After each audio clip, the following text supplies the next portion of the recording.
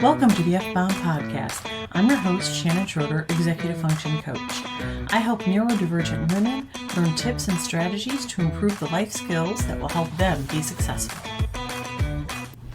Work-life balance with ADHD, tips and strategies. Finding work-life balance can be a challenge for anyone, but it can be particularly difficult for those with attention deficit hyperactivity disorder, ADHD. ADHD is a neurodevelopmental disorder that affects a person's ability to focus, organize, and manage time. These symptoms can make it challenging to balance work responsibilities with personal obligations and can lead to feelings of overwhelm and stress.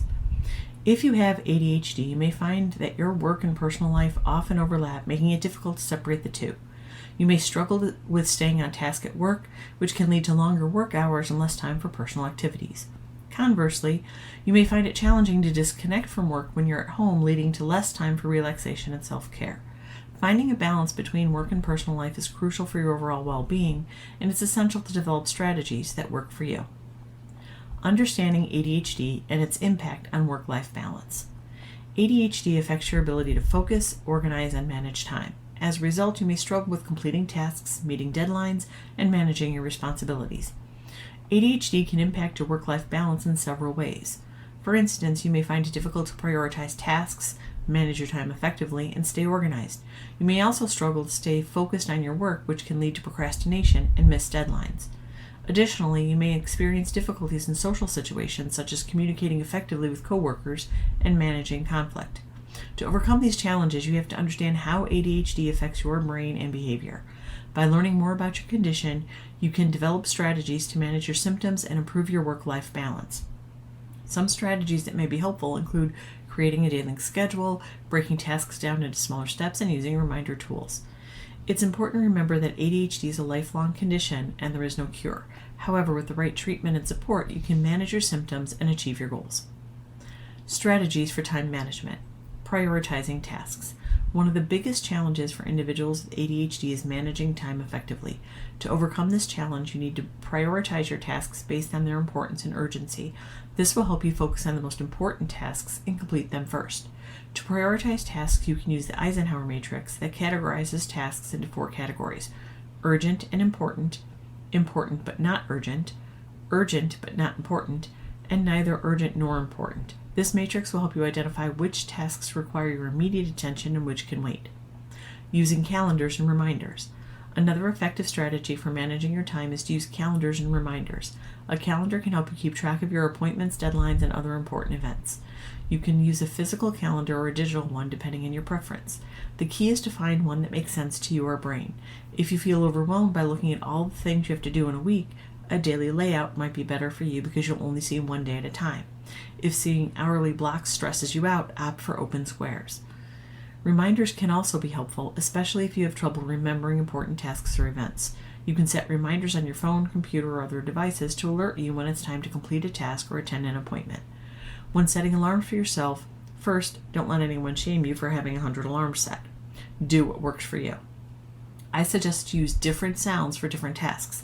If you use the same default sound, your brain will ignore it. Productivity apps. When it comes to managing your work and personal life with ADHD, productivity apps can be a game changer. With the right apps, you can stay organized, manage your time effectively, and minimize distractions. Here are some of the best productivity apps for people with ADHD. Trello.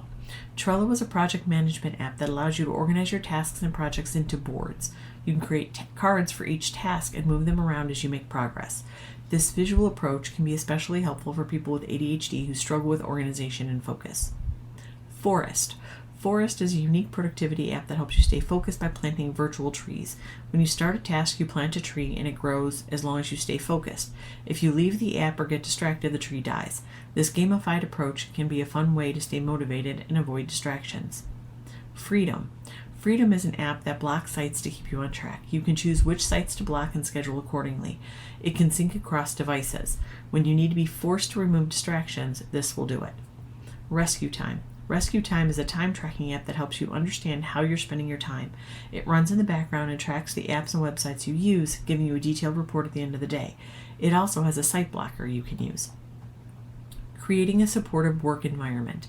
Communicating with employers. When it comes to managing ADHD at work, communication is key. It's important to be open and honest with your employer about your condition and to work together to find solutions that will help you be successful in your job. Now, I say this cautiously because I know not every environment is supportive. Only you can make that call. Start by scheduling a meeting with your employer to discuss your ADHD and how it affects your work. Come prepared with information about your condition, including any accommodations or strategies that have worked well for you in the past. Be clear about your strengths and weaknesses and how your employer can help you capitalize on the former and mitigate the latter. It's also a good idea to establish regular check-ins with your employer or supervisor to discuss your progress and any challenges you may be facing. This will help you stay on track and ensure that your employer is aware of any issues before they become major problems. Adapting workspaces. Another key to managing ADHD at work is creating a workspace that supports your needs. This may involve making physical changes to your workspace, such as reducing distractions or creating a more ergonomic setup. It may also involve adapting your work schedule to better align with your natural rhythms and energy levels. For example, if you find that you're most productive in the morning, you may want to schedule your most challenging tasks for that time of the day. Similarly, if you find that you struggle with focus after lunch, you may want to schedule more routine tasks for that time of the day. Overall, creating a supportive work environment is essential for managing ADHD at work. By communicating openly with your employer and adapting your workspace to meet your needs, you can set yourself up for success and achieve your career goals. Setting boundaries between work and personal life. As someone with ADHD, it might be challenging to maintain a healthy work-life balance. One of the most effective ways to achieve this balance is by setting clear boundaries between the two. Here are some practical tips to help you set boundaries between work and personal life. Create a schedule. Create a schedule that clearly outlines your work hours and personal time. Stick to the schedule as much as possible and avoid working during your personal time. Designate a workspace. Designate a specific area in your home for work. This will help you mentally separate work from personal life and increase productivity. Set communication boundaries. Set boundaries around when and how you will communicate with work colleagues. For example, you might choose not to check work emails outside of work hours. Prioritize self-care. Make time for self-care activities such as exercise, hobbies, and spending time with loved ones. Prioritizing self-care will help you feel more balanced and energized. Learn to say no. It's okay to say no to work requests that fall outside your designated work hours or personal priorities. Learning to say no will help you maintain a healthy balance between work and personal life. Maintaining physical and mental health. Exercise and activity. Regular exercise and physical activity can be incredibly beneficial for people with ADHD. Not only does it help improve focus and attention, but it also can reduce stress and anxiety levels. If you struggle to stick to an exercise routine, try to find an activity that you enjoy and make it a habit. You may also benefit from joining a group or class such as a dance class or yoga session to help you keep motivated and accountable. Remember to start slowly and gradually increase your activity level to avoid burnout or injury. Mindfulness and relaxation techniques.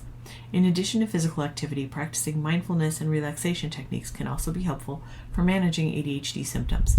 Mindfulness involves paying attention to the present moment without judgment, while relaxation techniques such as deep breathing or progressive muscle relaxation can help to reduce stress and anxiety. Consider incorporating mindfulness and relaxation techniques into your daily routine, such as taking a few minutes to meditate or practice deep breathing exercises before bed. You may also benefit from attending a mindfulness or meditation class to learn more about these techniques and how to incorporate them into your daily life. Remember, maintaining physical and mental health is an ongoing process that requires effort and dedication. By incorporating regular exercise and mindfulness practice into your routine, you can improve your overall well-being and better manage your ADHD symptoms. Building a personal support network. When it comes to balancing work and personal life with ADHD, having a strong personal support network can make all the difference. Here are some tips for building a support network that works for you. Number 1, identify your needs. The first step in building a support network is to identify your needs. What areas of your life do you struggle with the most? Do you need help with time management, organization, or emotional support? Once you've identified your needs, you can start to look for people who can help you meet them. Number 2, reach out to friends and family. Your friends and family can be a great source of support. Don't be afraid to reach out to them and let them know what you need. They may be able to offer practical help such as helping you organize your home or office, or emotional support such as being a listening ear when you need to talk. Number 3, join a support group. Joining a support group can be a great way to connect with others who are going through similar experiences. Check out my Facebook group for women. Look for local or online support groups for people with ADHD. These groups can provide a safe space to share your struggles and successes and get advice and support from others who understand what you're going through. Number 4, consider therapy. Therapy can be a valuable tool for managing ADHD. A therapist can help you develop coping strategies and work through any emotional issues that may be impacting your ability to balance work and personal life. Look for a therapist who has experience working with ADHD and who you feel comfortable talking to. Number 5, hire a coach. If you need more personalized support, consider hiring a coach who specializes in working with people with ADHD. A coach can help you set goals, develop strategies for managing your time and staying organized, and providing ongoing support and accountability. Remember, building a support network takes time and effort, but it can be a game changer when it comes to managing ADHD and balancing work and life and personal life. Don't be afraid to reach out to others and ask for help when you need it. I hope you enjoyed this episode of the F-Bomb Podcast. Thank you for listening. Remember to subscribe below and check out my show notes to learn more about my Facebook group, courses, and membership.